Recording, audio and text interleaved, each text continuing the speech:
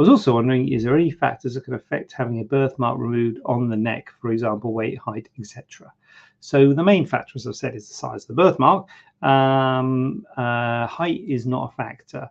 Weight is a bit of a factor. So if you're overweight in general terms, you are at a higher risk of complications, particularly in things like wound healing. Smoking will have an effect on wound healing and reduce the chances of it all healing up nicely.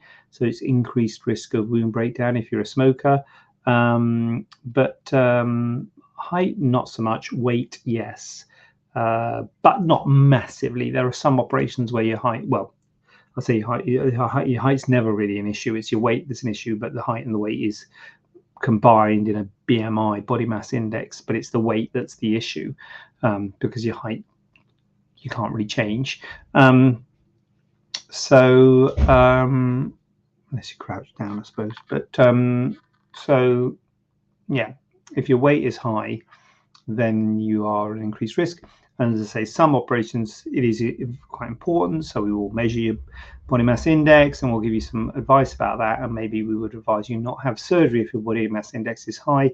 Having a birthmark removed from your neck is not one of those operations. So it isn't something we would routinely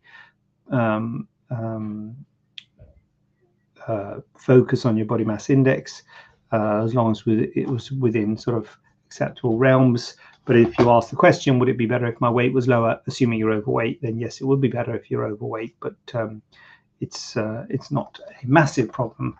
And again, it goes back to how big it is. If it's a small birthmark on your neck, then less of an issue. If it's a big one and you're thinking, God, there might be wound healing problems anyway, we've got to maximize our chance of wound healing, particularly if you want to lose weight. It might be an idea to lose weight first. The other thing you might find, if you lose weight, you might have a bit more skin laxity if you lose weight.